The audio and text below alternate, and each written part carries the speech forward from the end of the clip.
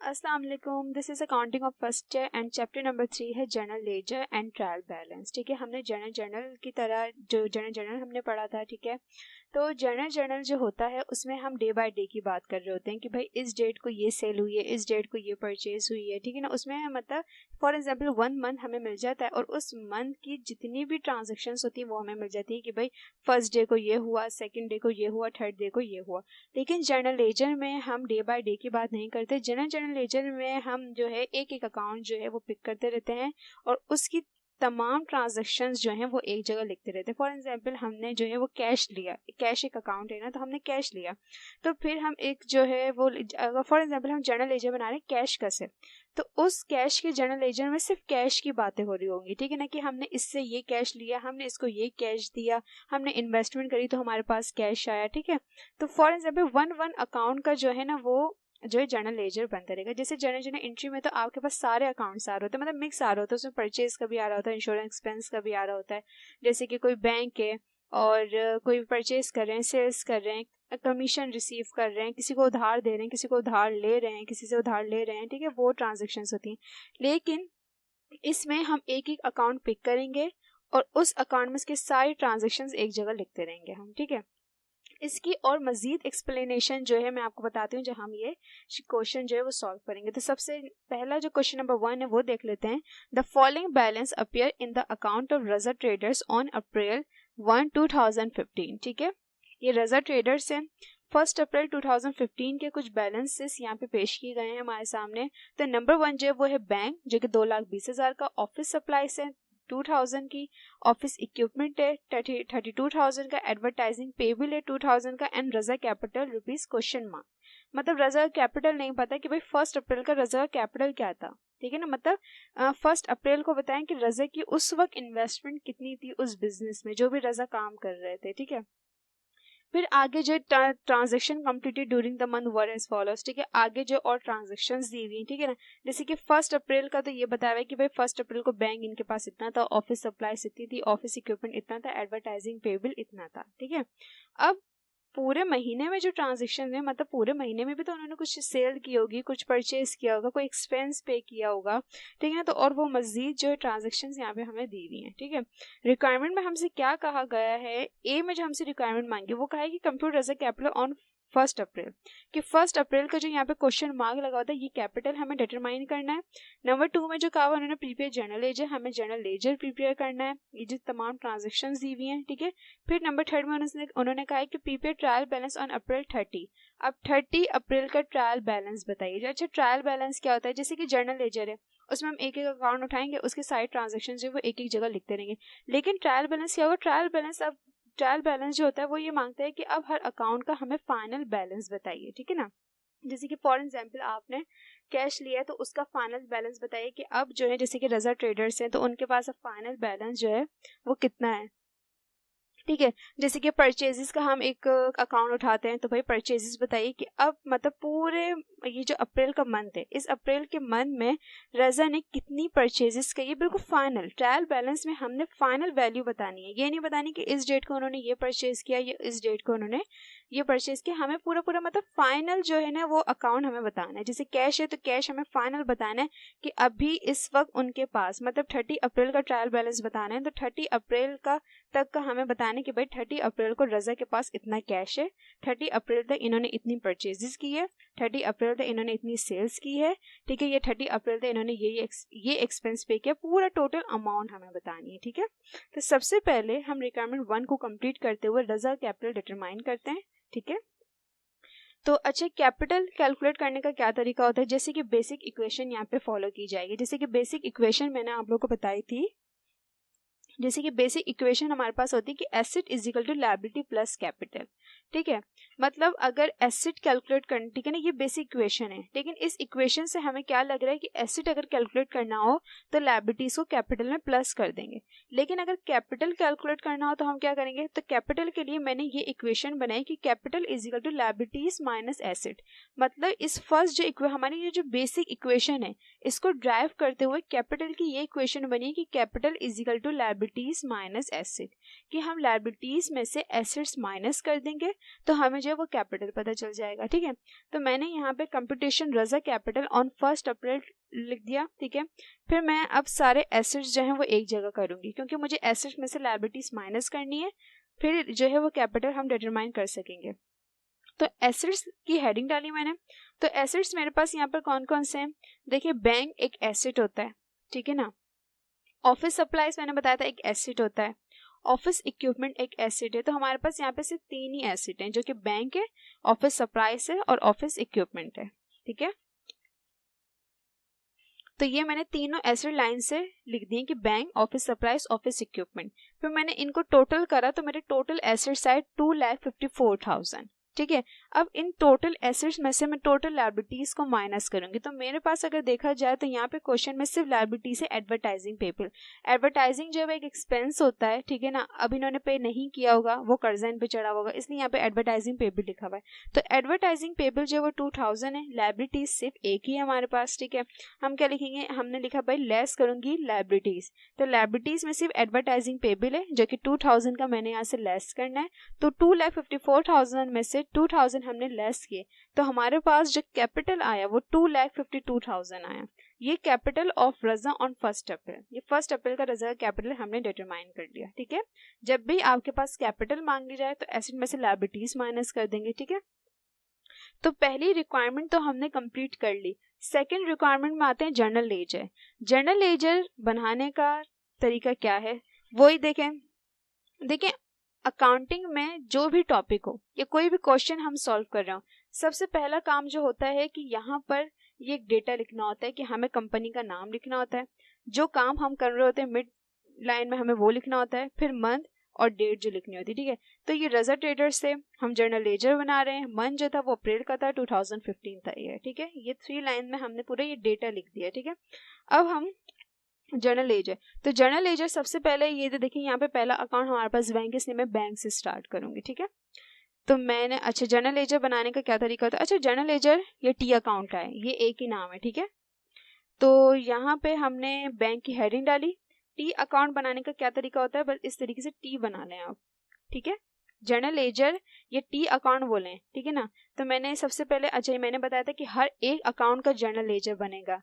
इस ट्रांजैक्शन में जितने भी अकाउंट्स की यहाँ पे बात की गई है उन तमाम का जर्नल लेजर हम बनाएंगे या टी अकाउंट हम बनाएंगे। ठीक है, तो सबसे पहले मैं बैंक का बनाऊंगी, इस तरीके से हमने यहाँ पे टी बना लेना है। ठीक है, तो जर्नल लेजर बनाने का क्या तरीका होता है, सबसे पहले हम देखेंगे यहाँ पर अप्रैल की बात की गई है, तो हम देखेंगे कि बैंक का हम बनाए तो बैंक का कोई बैलेंस इनके पास है। तो जो 1 अप्रैल की बात की हुई ना, ये तमाम सबके बैलेंस दिए हुए हैं। ठीक है, तो बैंक का जो बैलेंस था वो 2,20,000 था। ठीक है, कि 1 अप्रैल 2015 में जब वो आए तो उनके पास बैंक में जो पैसा था वो था 2,20,000, जो कि बैलेंस इनके पास था। ठीक है, तो हमने यहाँ पे बैलेंस 1 अप्रैल लिख के 2,20,000 डेबिट साइड पे लिख दिया है। बैंक एक एसेट है और एसेट की जो नेचर होती है वो है डेबिट साइड। ठीक है, तो जो जिसकी नेचर होगी बैलेंस उसी साइड पर आएगा। इसकी नेचर डेबिट थी, इसलिए हमने इसका जो बैलेंस है वो डेबिट साइड पे लिखेंगे। फॉर एग्जांपल किसी की नेचर क्रेडिट है तो उसकी जो उसका जो बैलेंस होगा वो क्रेडिट साइड पर आएगा। ठीक है, तो बैलेंस लिख के 1 अप्रैल लिखेंगे, जो डेट होगी। ठीक है, और 2,20,000 मैंने यहाँ पे डेबिट साइड पे लिख दिया। अब मैं देखूंगी कि जो अप्रैल के महीने में जो इनकी ट्रांजेक्शन्स यहाँ पे हैं, कहीं पे बैंक हुआ है, कम हुआ है या बैंक ज्यादा हुआ, मतलब बैंक में कहीं पैसा आया है या बैंक से पैसा निकला है, हुआ है ऐसा, तो देखेंगे। तो फर्स्ट ट्रांजैक्शन अगर हम देखें तो वही परचेस हुआ ऑफिस इक्विपमेंट क्रेडिट में। यहाँ पे बैंक का कोई वो नहीं नजर आ रहा कि बैंक परचेस अगर हम इक्विपमेंट करें उधार पे तो बैंक पे कोई असर नहीं पड़ रहा। ठीक है, फिर रिटर्न हुआ ऑफिस इक्विपमेंट परचेस जो किया था 1 अप्रैल को, इससे भी कोई बैंक पे कोई इफेक्ट नहीं पड़ रहा। इश्यू हुआ है चेक पेमेंट के लिए of account payable. Account payable means कि भाई इन्होंने कोई परचेज की होगी उधार पे, अब उसके लिए इन्होंने चेक दिया। अब जब चेक दिया है तो जिस बंदे को चेक दिया वो इन्हीं के अकाउंट से पैसा निकालेगा ना, मतलब इनका बैंक कम हुआ है। कितने से कम हुआ है, 5,000 से। तो इसकी जो एंट्री देखें, जर्नल लेजर के लिए आप लोग की जो एंट्री है ना, मतलब जर्नल वाला चैप्टर आप लोग को बिल्कुल पक्का जो है ना, मतलब बहुत अच्छी तरीके से आपको याद हो। लेकिन अगर आप लोग को जर्नल नहीं आती है, डायरेक्ट आप जर्नल लेजर करते हैं, तो ये आप लोग के लिए बहुत मुश्किल होगा। ठीक है, जर्नल को सीखना बहुत ज़रूरी है, मतलब सारे टॉपिक के लिए। आगे जितने भी आपके पास टॉपिक आएंगे उसके लिए जर्नल तो बिल्कुल पक्का आप लोग को आना चाहिए। ठीक है, तो ये जो डेट थी वो थी 15 अप्रैल, और 15 अप्रैल को अकाउंट पेबल की वजह से जो है इनका बैंक जो है वो डिक्रीज हुआ है, कितने से, 5000 से। तो डेबिट साइड पे हमने 15 अप्रैल लिख के अकाउंट पेबल लिखना है, और 5000 या क्रेडिट साइड पर आएंगे, क्योंकि जब भी हम किसी की मतलब अकाउंट पेबल की पेमेंट कर रहे होते हैं तो बैंक जो है वो कम होता है और अकाउंट पेबल डेबिट साइड पर आता है। तो बैंक जो क्रेडिट हुआ है वो अकाउंट पेबल की वजह से हुआ है, तो उसकी वजह यहाँ पे ज़रूर लिखनी है, क्योंकि टी अकाउंट में ये मतलब नजर आना चाहिए कि हम ये किस मतलब बैंक जो है वो किसकी वजह से डिक्रीज हो रहा है या किसकी वजह से जो है वो इंक्रीज हो रहा है।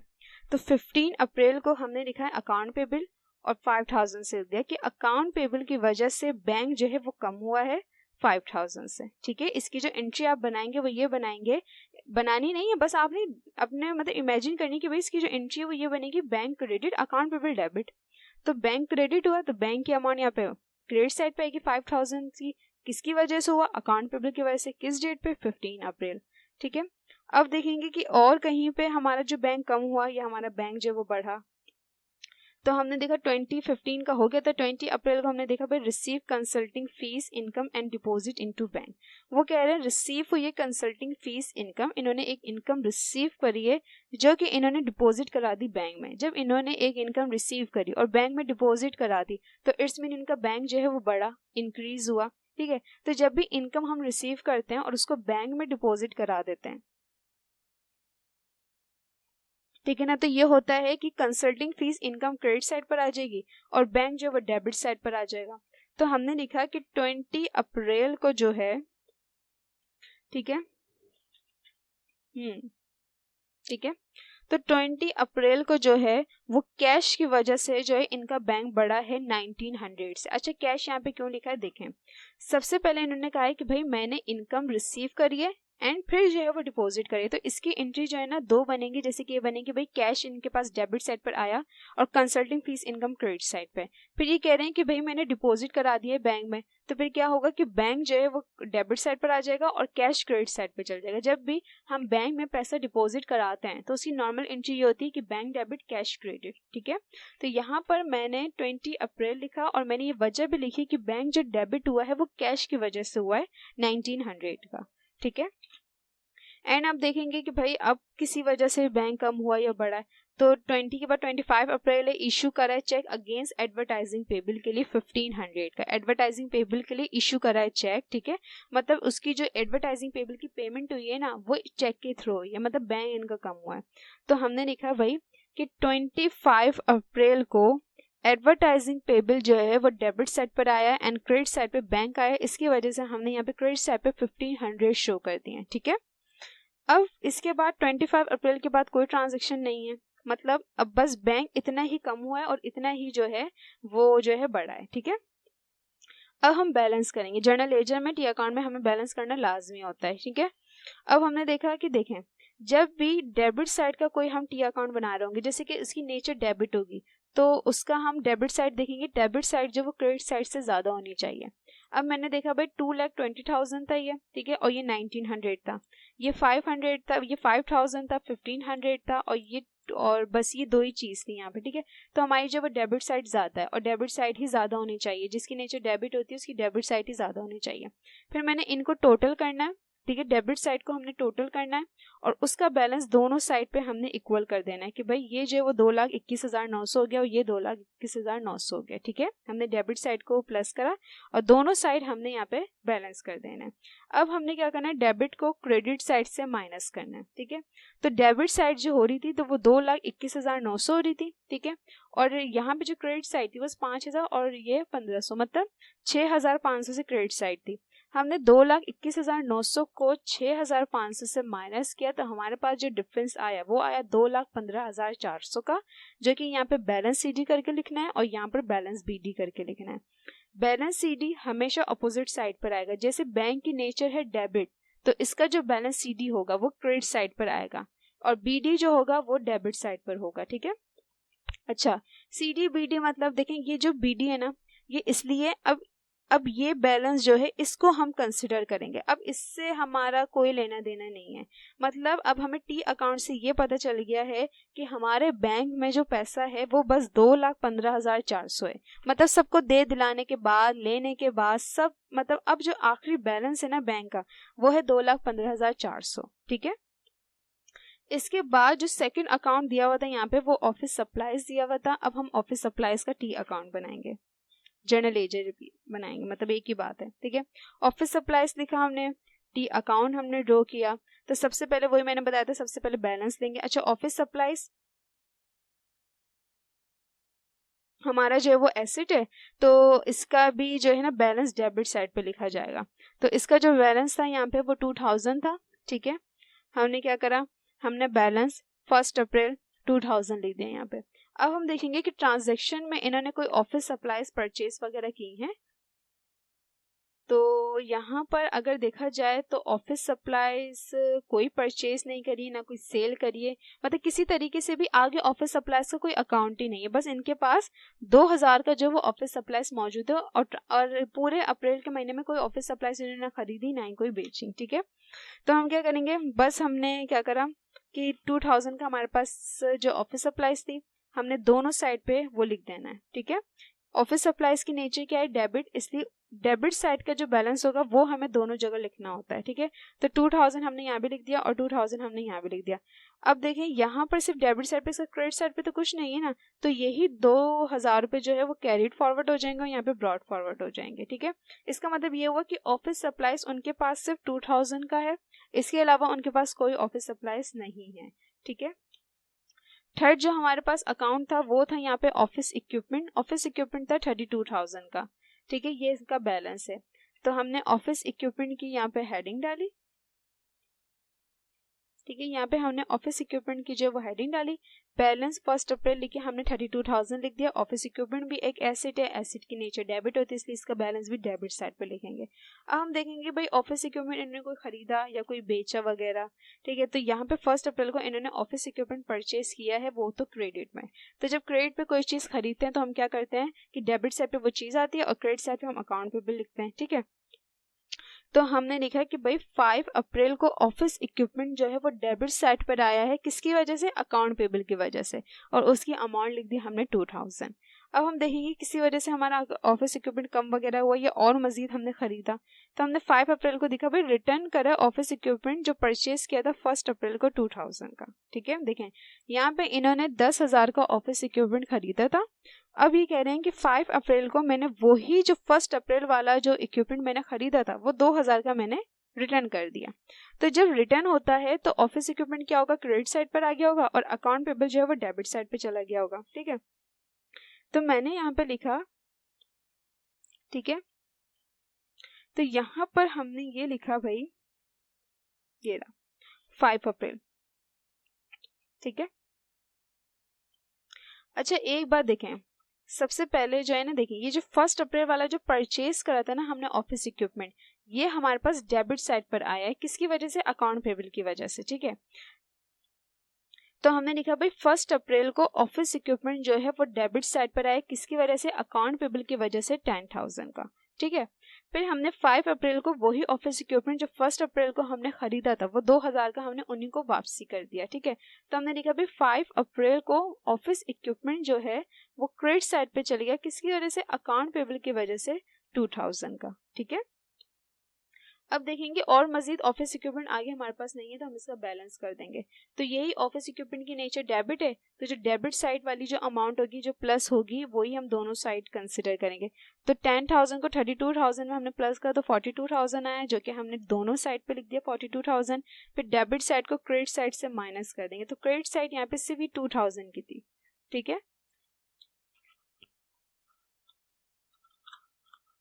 ठीक है। यहाँ पे जो क्रेडिट साइड थी ये सिर्फ 2000 की थी, तो हमने 42,000 में 2000 को माइनस किया तो 40,000 की अमाउंट बची जो कि यहाँ पे कैरिड फॉरवर्ड करके लिख देंगे ब्रॉड फॉरवर्ड। हमेशा कैरिड फॉरवर्ड जो है वहां आएगा उसकी नेचर के अपोजिट। जैसे ऑफिस इक्विपमेंट की नेचर डेबिट है ना, तो कैरिड फॉरवर्ड हमेशा जो क्रेडिट साइड पर आएगा, ठीक है, हमेशा क्रेडिट साइड पर आएगा, लेकिन अगर नेचर डेबिट है, ठीक है, और ब्रॉड फॉरवर्ड जो है वो डेबिट साइड पर आएगा अगर नेचर उसकी डेबिट है, ठीक है। और इसका मतलब क्या हुआ कि भाई इनके पास 32,000 का ऑफिस इक्विपमेंट पहले ही था, 10,000 का इन्होंने और खरीद दिया, 2,000 का इन्होंने वापसी कर दिया, तो इनके पास जो ऑफिस इक्विपमेंट बचा वो सिर्फ 40,000 का बचा, ठीक है। ये मैंने और एक्सप्लेन कर दिया कि आप लोग जो कंफ्यूज ना हो जाए कैरीड फॉरवर्ड में और ब्रॉड फॉरवर्ड में, ठीक है। तो ऑफिस इक्विपमेंट हो गया। ऑफिस इक्विपमेंट के बाद आया है एडवर्टाइजिंग पेबल, ठीक है। एडवर्टाइजिंग पेबल का एक टी अकाउंट बनेगा। एडवर्टाइजिंग पेबल का देखिए यहाँ पे हमने टी अकाउंट बनाया, एडवर्टाइजिंग पेबल लिखा, हमने टी अकाउंट बनाया। अब एडवर्टाइजिंग पेबल जो है ना एक लायबिलिटी है, और लायबिलिटी की जो नेचर होती है वो क्रेडिट, तो इसका बैलेंस जो है वो क्रेडिट साइड पे शो होगा, ठीक है। तो एडवर्टाइजिंग पेबल का जो मतलब बैलेंस था 2,000 का, उसको हम क्रेडिट साइड पे शो करेंगे क्योंकि इसकी नेचर क्रेडिट है। तो बैलेंस 1 अप्रैल लिख के इसका बैलेंस हमने क्रेडिट साइड पे शो कर दिया 2,000 से। अब हम देखेंगे भाई एडवर्टाइजिंग की जो लायबिलिटी थी ये आगे चल के पे हुई है या और बड़ी है। तो अगर देखा जाए तो 25 अप्रैल को एक एडवर्टाइजिंग पेबल के लिए चेक इशू हुआ था 1,500 का, मतलब एडवर्टाइजिंग पेबल यहाँ पे हुआ है।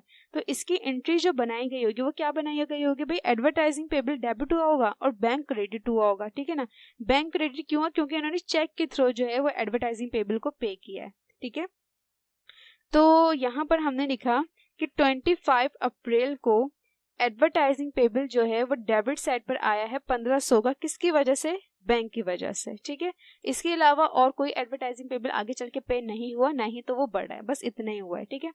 अब इसकी नेचर क्रेडिट है, तो हम क्रेडिट साइड को टोटल करते हुए दोनों साइड पर शो कर देंगे। तो सिर्फ डेबिट क्रेडिट साइड पे 2,000 थे जो कि हमने दोनों साइड पे शो कर दी 2,000 एंड 2,000, ठीक है। फिर हम क्रेडिट साइड को डेबिट साइड से अब माइनस करेंगे। तो 2,000 का एडवर्टाइजिंग पेबल था, 1,500 का पे हो गया, इसको हमने माइनस किया, अब हमारे पास सिर्फ 500 का बचा, ठीक है।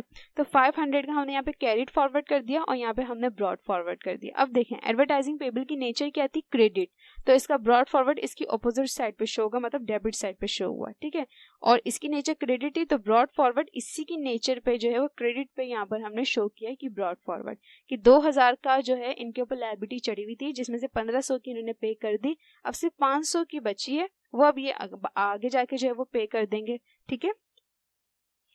अब हमारे पास जो लास्ट है वो है रजा कैपिटल, ठीक है। अभी तो मैं ऊपर से अकाउंट ले रही हूँ, नीचे और ट्रांजैक्शंस की देखेंगे कि भाई और अकाउंट है, ठीक है।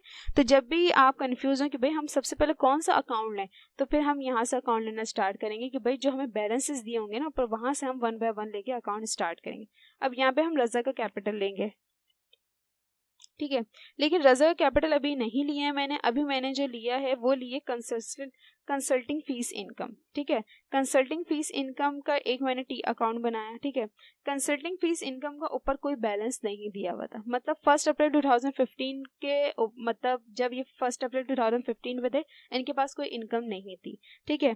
फिर 20 अप्रैल को इन्होंने एक इनकम रिसीव करी है 1,900 की, ठीक है, 1,900 की, लेकिन रिसीव करी और इन्होंने डिपॉजिट करा दी, ठीक है ना, इन्होंने डिपॉजिट करा दी। तो इसकी जो एक एंट्री जो बनी होगी डिपॉजिट कराने से पहले, ठीक है, डिपॉजिट कराने से पहले इनकी जो एंट्री ये बनी होगी कि कैश डेबिट और कंसल्टिंग फीस इनकम क्रेडिट, ठीक है। तो हमने लिखा कि भाई 20 अप्रैल को कंसल्टिंग फीस इनकम जो है वो क्रेडिट साइड पर आई है, किसकी वजह से, कैश की वजह से, 1,900 की, ठीक है। फिर हमने देखा भाई कंसल्टिंग फीस इनकम सिर्फ 1,900 ही है, मतलब अप्रैल में सिर्फ एक ही कंसल्टिंग फीस इनकम जो रिसीव हुई है वो 1,900 की है, ठीक है। हमने इसी 1,900 को क्या करा, क्रेडिट साइड पे भी शो कर दिया, डेबिट साइड पे भी शो कर दिया। इनकम की नेचर होती है क्रेडिट, तो क्रेडिट साइड वाली साइड को हम दोनों जगह जो है वो शो करेंगे, 1,900 हमने यहाँ पे शो कर दिया, ठीक है। और फिर बैलेंस, और फिर हम यहाँ पे जो है अब यहाँ पे डेबिट साइड पे कोई नहीं है, मतलब कोई consulting fees income debit side पे नहीं है, बस एक ही थी, यहाँ पर लिख दी। तो हमने क्या करा, इसी 1,900 को हमने कैरीड फॉरवर्ड कर दिया और इसी 1,900 को 900 को हमने ब्रॉड फॉरवर्ड कर दिया कि कंसल्टिंग फीस इनकम जो अप्रैल 2015 में जो इनके पास थी वो फाइनल है बस 1,900 की, ठीक है। इसके बाद अब हमने रजा कैपिटल लिया। रिजर्व कैपिटल जो है हम यहाँ पे कैलकुलेट कर चुके थे। सबसे पहली रिक्वायरमेंट ही जो है वो रिजर्व कैपिटल था, जो कि 2,52,000 का हमने रिजर्व कैपिटल कैलकुलेट कर लिया था। तो हमने रिजर्व कैपिटल का एक टी अकाउंट बनाया और बैलेंस 1 अप्रैल लिखे, क्रेडिट साइड पे हमने 2,52,000 लिख दिया। इसका बैलेंस क्रेडिट साइड पे मैंने क्यों लिखा, क्योंकि इसकी नेचर क्रेडिट है। इसके अलावा ट्रांजेक्शन में और कहीं पे कैपिटल जो है इनका ना ही बढ़ा है ना ही इनका कैपिटल कहीं कम हुआ है, क्योंकि कोई इन्वेस्टमेंट नहीं हुई। ठीक है, तो हमने क्या करा, इसी क्रेडिट साइड को हम दोनों जगह शो कर देंगे और फिर हम कैरिड फॉरवर्ड भी कर देंगे और इसको ब्रॉड फॉरवर्ड भी कर देंगे। ठीक है, कैरिड फॉरवर्ड हमेशा ऊपर की साइड पर आता है और ब्रॉड फॉरवर्ड हमेशा नीचे की साइड पर आता है। ठीक है, कि अब बस इनका कैपिटल जो था वो सिर्फ 2,52,000 का था। ठीक है, इसके बाद अब हम देखेंगे कि और हमारे पास टी अकाउंट है। तो देखिए यहाँ तक तो हमने सारे बना लिए। फिर जब इक्विपमेंट परचेस हुआ था तो इक्विपमेंट का भी बना लिया। ठीक है, अकाउंट पेबल का भी हम बना चुके हैं। ठीक है, ठीक है। अब अकाउंट पेबल का हमने यहाँ पे नहीं बनाया था। देखें, जब हमने परचेज करा था ऑफिस इक्विपमेंट, तो इक्विपमेंट का तो हमने टी अकाउंट बना लिया था, लेकिन हमने अकाउंट पेबल का टी अकाउंट नहीं बनाया। अब हम अकाउंट पेबल का बनाएंगे। ठीक है, तो ये रहा अकाउंट पेबल का टी अकाउंट। ठीक है, तो सबसे पहले हम देखेंगे हमारे पास अकाउंट पेबल का कोई बैलेंस है। यहाँ पे अकाउंट पेबल का कोई बैलेंस नहीं था। हमने अकाउंट पेबल का यहाँ पे टी अकाउंट बनाया। अच्छा, ये एडवर्टाइजिंग पेबल के बाद था, जो कि मैं भूल गई थी आप लोग को बताना, अब मैं आप लोग को बता रही हूँ। ठीक है, तो अकाउंट पेबल का सबसे पहले जो था वो होता है कि 1 अप्रैल को परचेज किया ऑफिस इक्विपमेंट, जो कि उधार पे। तो जो उधार पे ऑफिस इक्विपमेंट परचेज किया होगा तो ऑफिस इक्विपमेंट डेबिट साइड पर होगा और अकाउंट पेबल जो होगा वो क्रेडिट साइड पर होगा। ठीक है, तो हमने लिखा कि भाई 1 अप्रैल को ऑफिस इक्विपमेंट की वजह से अकाउंट पेबल क्रेडिट साइड पर गया है 10,000 से। ठीक है, फिर इसके अलावा हम देखेंगे और अकाउंट पेबल कहीं जो है वो इधर उधर हुआ है, मतलब कम हुआ है या ज़्यादा हुआ है। तो ये 5 अप्रैल को जब रिटर्न हुआ ऑफिस इक्विपमेंट जो परचेज किया था 1 अप्रैल को, वो 2,000 का जो है वो रिटर्न कर दिया है। तो इसकी वजह से क्या होगा कि अकाउंट पेबल जो है वो डेबिट साइड पर गया होगा और ऑफिस इक्विपमेंट क्रेडिट साइड पर। जब भी कोई चीज़ रिटर्न हो जाती है तो फिर वो उसकी एंट्री पलट जाती है। ठीक है ना, तो यहाँ पर हमने लिखा कि भाई 5 अप्रैल को ऑफिस इक्विपमेंट की वजह से अकाउंट पेबल डेबिट साइड पर गया है 2,000 से। ठीक है, यहाँ पर अकाउंट पेबल डेबिट साइड पे क्यों गया, क्योंकि 1 अप्रैल वाली जो ऑफिस इक्विपमेंट था ना वो उधार पे खरीदा था। ठीक है, और जब वही चीज़ हमने जो है वो वापसी कर दी तो वो उधारी की बात चल रही होगी आगे तक। ठीक है, कि यहाँ पर जो एंट्री बनी थी वो ये बनी थी कि office equipment debit account payable credit. जब वही उधार वाली चीज़ हम वापस कर देंगे तो वही एंट्री पलट जाएगी, तो अकाउंट पेबल डेबिट साइड पे चला गया होगा और ऑफिस इक्विपमेंट क्रेडिट साइड पे चला गया होगा। अब हम देखेंगे और मजीद अकाउंट पेबल बढ़ा या कम हुआ। तो 15 अप्रैल को चेक इशू हुआ था पेमेंट के लिए, जो कि अकाउंट पेबल 5,000 का पे हुआ है। तो जब भी हम अकाउंट पेबल पे होता है तो अकाउंट पेबल डेबिट साइड पर होता है। चेक के थ्रू जो है वो हमने पे किया है तो बैंक क्रेडिट होगा और अकाउंट पेबल डेबिट। तो हमने लिखा 15 अप्रैल को बैंक की वजह से अकाउंट पेबल डेबिट साइड पर आया है 5,000 से। ठीक है, इसके अलावा अकाउंट पेबल कहीं पे ना ही इंक्रीज हुआ और ना ही अब डिक्रीज हुआ। ये लास्ट थी 15 अप्रैल वाली। ठीक है, अब अकाउंट पेबल की नेचर है क्रेडिट, तो हम क्रेडिट साइड वाली साइड को टोटल करते हुए दोनों साइड पे वो अमाउंट शो कर देंगे।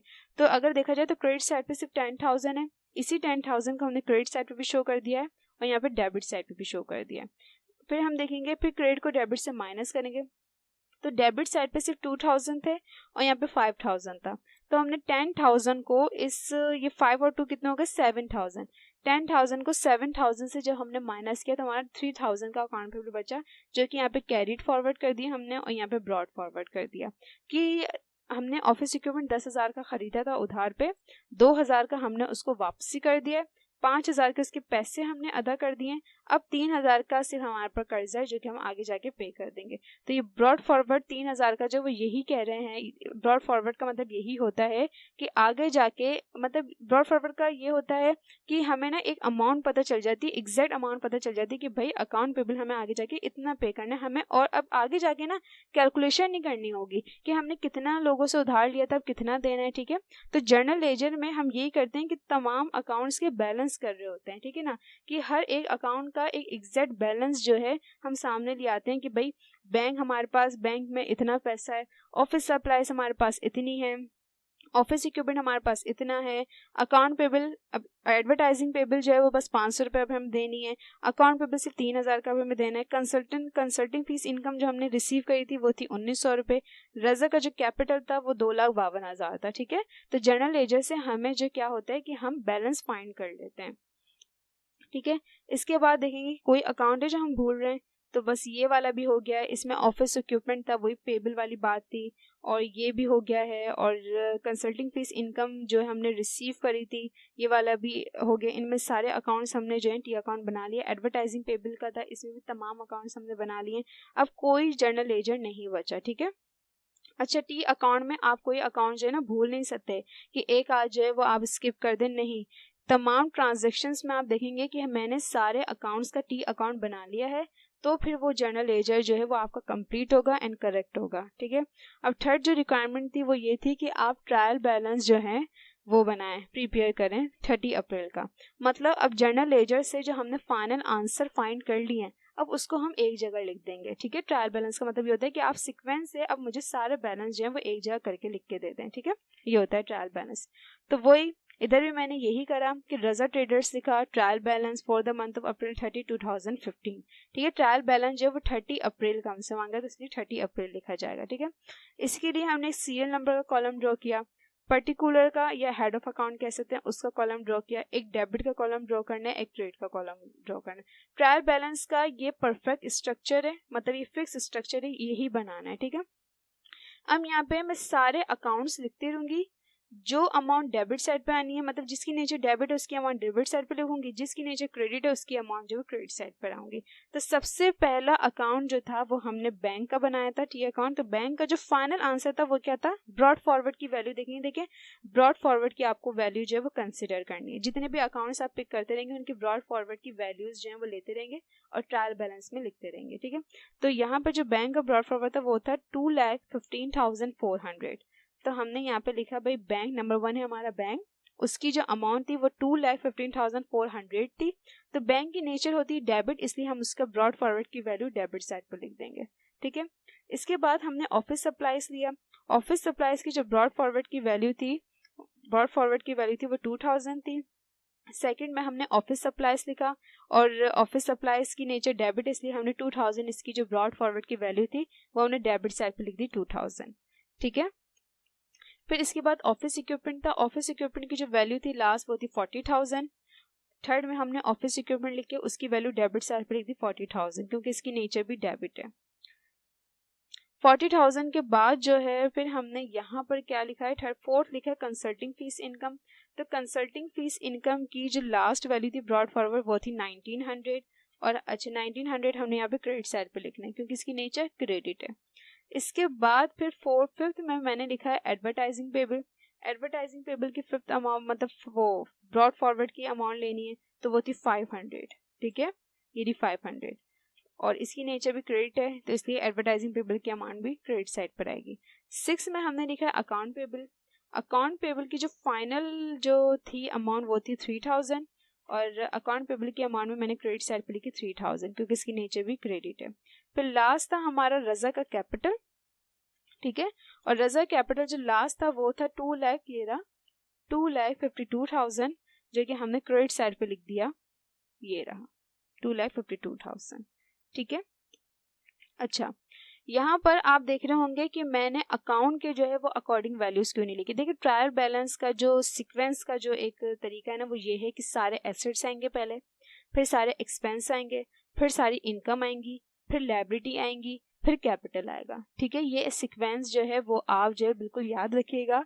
मैं यहाँ जो है वो लिख देती हूँ। ठीक है, कि ट्रायल बैलेंस की जो सीक्वेंस है, मतलब ट्रायल बैलेंस में जो आप ये अकाउंट्स लिखते रहेंगे, ये नहीं कि आप अपनी मर्जी से लिखते रहें भाई सारे, मैंने पहले एसेट, मतलब एक एसेट लिखा, एक एक्सपेंस, फिर एक इनकम, फिर एक एसेट, एक एक्सपेंस, एक इनकम, नहीं, सारे एसेट्स। ठीक है,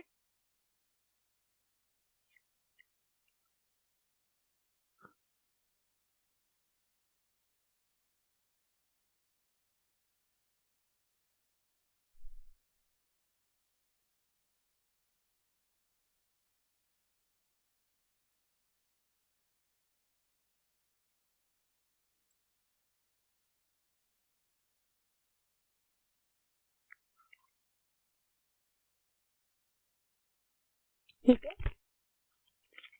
सारे एसेट्स आएंगे, फिर एक्सपेंसेस आएंगे, फिर इनकम आएंगी, फिर लायबिलिटी आएंगी, फिर ऑनर सिक्योरिटी या कैपिटल। तो एसेट्स जो थे मेरे पास सिर्फ बैंक था, ऑफिस सप्लाईज और इक्विपमेंट था, तो मैंने सारे एसेट्स की वैल्यूज लिख दी जो फाइनल अकाउंट थे हमारे। फिर एक्सपेंस तो यहाँ पे था नहीं, इनकम थी, फिर इनकम लिखी मैंने। ठीक है, इनकम के बाद इनकम सिर्फ एक ही थी। फिर मैंने लायबिलिटी लिखी, लायबिलिटी में मेरे पास 2 लायबिलिटी थी, एक एडवर्टाइजिंग पेबल था, एक अकाउंट पेबल था।